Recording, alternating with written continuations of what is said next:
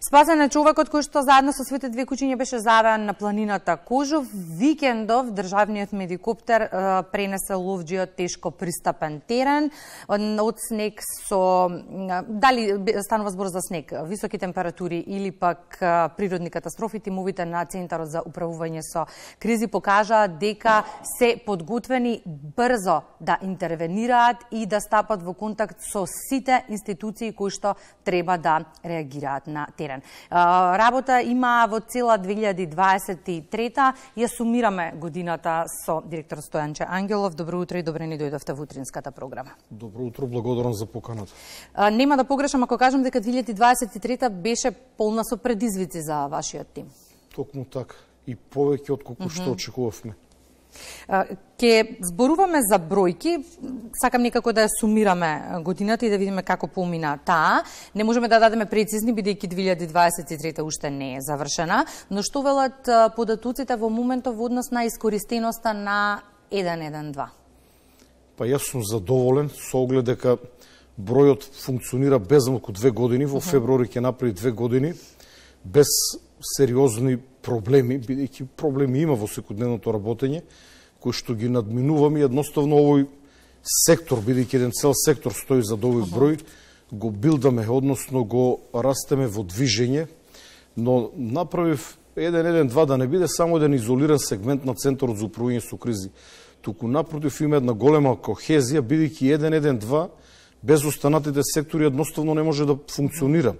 Тој може да постои само како обичен телефонски центар и тоа на граѓаните нема да и биде од голема помош, затоа што и вие во најавата рековте тимовите на ЦУК. Во суштина нашата улога е исклучиво координативна, додека тимовите се на другите институции и ние имаме наши тимови кои што координираат токму така, но за граѓаните да имат представа, ние немаме ресурси освен човекот, човечкиот ресурс. Така што се почнува од 112, каде што ги добиваме почетните информации за граѓаните кои што се во неволја или кои што имат загрозување по нивниот живот, здравје, по нивниот тимот. Откако граѓаните ќе пријават на 112, доколку е едноставен случај, едноставен во наводници, затоа што ако некој има сериозен здравствен проблем, тоа не е едноставно, но за нас е едноставно, бидејќи повикот го препраќаме во итната медицинска помош, доколку некому му треба полиција, го препраќаме во полиција, но многу често се случува, би ги нарекол, комбинирани случаи. Случаите кои што вие ги спомнавте со господинот со двете кучиња, ловџијата кој што ја скрши ногата, се комплицирани, бидејќи понекогаш треба да се инволвираат и неколку институции, бидејќи кај ловџијата кој што во суштина беше на само 200 метра од екипата на брза помош. Екипата на брза помош дојде на вистина брзо, преку еден дол. И сега знаете, онако тие го гледат повредениот човек, но едноставно не може да дојдат до него, бидејќи се работи за доктор, односно докторка, медицинска сестра и возач. И ние одлучивме да употребиме хеликоптер. Одлуката дали да се употреби хеликоптер ја носи Центарот за управување со кризи и понекогаш цениме дека е подобро да употребиме ресурс кој што можеби не е неопходен, отколку да чекаме па таа скршена нога да се искомплицира и човекот да остане без нога. Оно што беше, што го одбележа денот, беше пуштањето официјално во употреба на терен на државниот медикоптер. Немаше класична промоција, ова беше промоцијата на истиот. Ми се јавија неколку медиуми да прашат дали е вежба, бидејќи изгледаше како да е наместено, но МВР имало план тој ден да го промовира медикоптерот. Ние за тоа до души не бевме известени, не знаевме. И кај воена болница, поранешна воена болница, односно градска болница 8 септември, имало екипи од Министерство за здравство, од Министерство за внатрешни работи и во моментот кога се појави ловџијата со скршена нога, ние побараме поддршка од МВР и хеликоптерот наместо да направи вежба, реагираше во реална институција. Морам да ги пофалам пилотите на хеликоптерите, но и тимовите на специјалната полиција, алпинистичките тимови кои што се дел од посадата. Исто и ова, нели, ние кога зборуваме за хеликоптер, не е доволно само хеликоптерот, пилотите колку да се храбри, на некои места едноставно не може да слетат. На ова место, за да слета хеликоптерот, група ловци го расчистуваат теренот. Но понекогаш, веќе ние имавме неколку практични случаи, едноставно специјалец се спушта по јаже, по специјално алпинистичко јаже, доаѓа до повреденото лице, го врзува и го качуваат во хеликоптер. Но тоа можете да го видите и на една голема вежба на Црвениот крст пред повеќе од еден месец. Да. Така. За кои служби имаше најмногу работа во 2023? Па генерално зависи од периодот, во текот на летните месеци, но за жал тоа се продолжи во септември и во октомври за противпожарните единици, паралелно и за полицијата во еден континуитет. Тие се двете најбарани служби на 112 и би рекол третата служба која што малку заостанува за нив е итната медицинска помош, а еден помал процент, 5 до 10% во зависот од периодот на годината, повиците се завршат во нашите служби, односно во секторот за операции и координација, кој што бара најразлични служби за да ја помогнеме на граѓаните. Движењето на планина, господин Ангелов, во овој период од годината знае да носи и сериозни ризици. Видовме по изминативе неколку случаи и интервенции. Граѓаните треба да бидат особено внимателни пред да појдат на планина. Не само во овој период, јас би ве коригирал секогаш, особено сега, со ниските температури и снегот. Во планина треба да се движат исклучително искусни планинари или доколку се работи за планинари аматери мора да имаат водич. Без водич едноставно не се оди во планина, бидејќи може да настрадат. Има еден друг момент кој што треба да го знаат сите граѓани, збором за оние кои што рекреативно се занимаваат со планинарење, планинарите го знаат, да не ме разберат погрешно, бидејќи јас ги упростувам советите да продрат до што повеќе луѓе. Планинарите ова го знаат, секогаш да бидат погрижени батериите на мобилните телефони да се полни и евентуално да носат резервна батерија. Бидејќи на ладно тие знаат брзо да се испразнат. Од друга страна треба да водат сметка сите граѓани кои што се движат во планина, и тоа не мора да е некоја сериозна планина, доволно да идете на Козјак, на некои места нема добар прием, а некаде нема воопшто прием.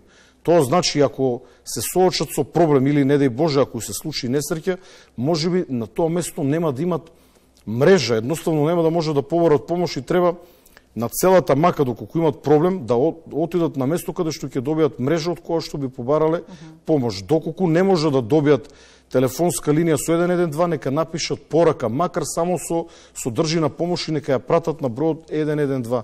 Нашите оператори понатака ќе ги пронудат и ги се погрижат.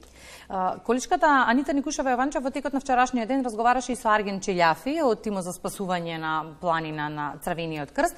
Ајде да видиме што вели тој во однос на бројот на интервенции и потребите на граѓаните на водно. Таму е лоциран тимот.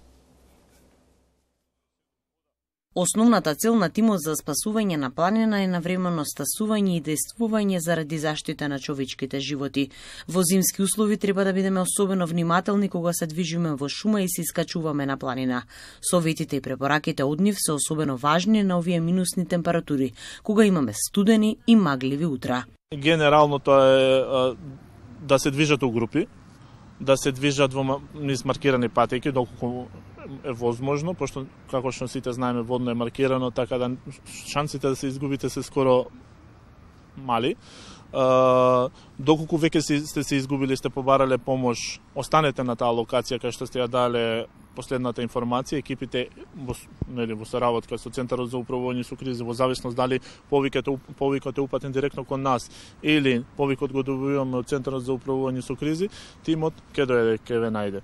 Со тоа што морам да напоменам, тимот се работи само за еден тим од двајца спасители, така да доколку се веќе на интервенција ќе мора да почекате. Тука нормално и на медицинска помош, знаете како, сепак се работи за голема територија и мора да функционираме како еден тим. Планинската спасителна станица функционира за време на викенди и државни празници, како што знаете, водно е 30 км квадратни, така да интервенциите се долж цела планина водно. Претежно ни се сконцентрирани околу средноводно, интервенциите се од различен карактер, од обична гребнатинка па се до прединфарктна состојба. Во овој период, пошто имавме временска ситуација кај што имавме снег, мраз и се остало, генерално се интервенираше во пределот од средноводно, во кој нашите тимови бележат 7 интервенции. За време на викенди државни празници во период од 10 до 17 со физичко присуство горе на водно, доколку има потреба, нормално ќе се мобилизира тим и ќе се упати кон повредените. Но имајте на ум дека тоа зима долго време, негде саат и пол, додека тимовите да се мобилизират и се упати. Сепак се работи за волонтерски ангажман, не за професионален во кој што дежура 24/7. Зимската спасителна станица е вистински избор доколку сте на водно, а се наоѓате во неволја. Достапни се во секое време, но сепак внимавајте и пред се почитувајте ја планината и незините правила.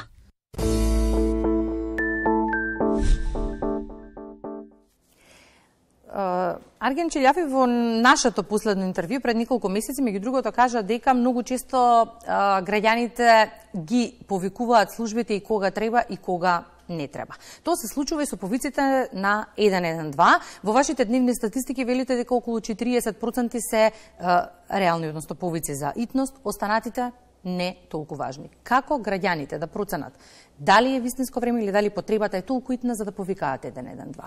Најпрво честитки за тимот за спасување на водно, кој што работи волонтаристички, но сепак дава големо значење на безбедноста на граѓаните, бидејќи граѓаните може да се подпрат на нив во случај да се потребни.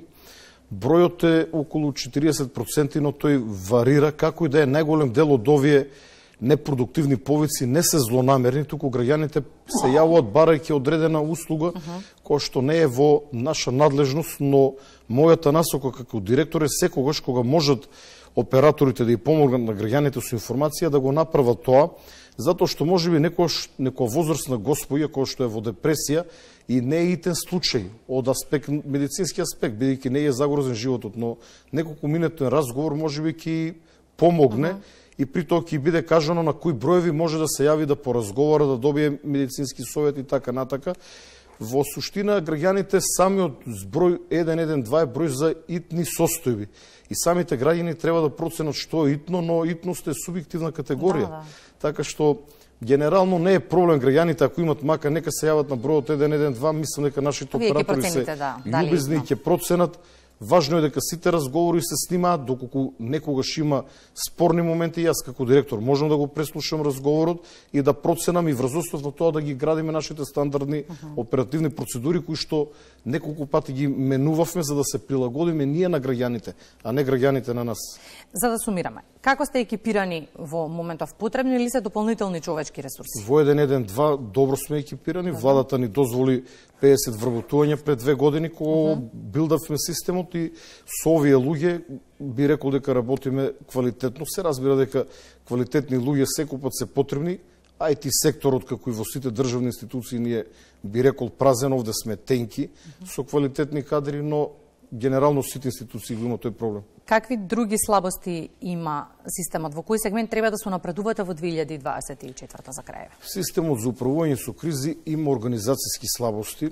Пред 2 години Советот за безбедност донесе одлука да се формира работно тело во владата, кое што требаше да понуди една нова концепција. Владата ме задолжи мене, но потоа ја преправија оваа одлука. Едноставно не треба некои значителни големи реформи. Реформите треба да бидат во суштина прилагодување на реалноста спрема она кој што ние го имаме како институции. Моето гледиште е дека двете институции, ЦУК и ДЗС, треба од нив да се формира една нова институција, не вештачки да се спојат и од две недоволно функционални институции да составиме една, да направиме една тромава, уште понефункционална, туку да се изгради буквално нова институција од двете постоечки институции, која што ќе ги обединува функциите на овие две институции. 2024 ќе посакам помалку работа, ова 2023 ви беше полна предизвици, но драго ми е што во секое време и во секоја ситуација бивте на располагање на нас новинарите кои што трагаме по истите. Тоа е наша работа. А им го должиме и на гледачите, нели? Тоа е наша работа. Ние многу често јас се вклучував и од терен. Некои пробаа најпрво да ме обвинува дека премногу сум присутен во јавноста, но јас сакам граѓаните да видат како изгледа еден пожар од блиску, бидејќи пожарникарите последните неколку години веќе граѓаните знаат дека се едни херои, затоа што буквално, а не фигуративно скокаат во оган. Од друга страна, преку оние видеа кои што ги објавувам, граѓаните може да видат како одблиску изгледа совладувањето на огнената стихија, иако и тоа не е доволно, затоа што кога гледате на мобилен или на телевизија, не ја чувствувате топлината, не го вдишувате лутиот чад.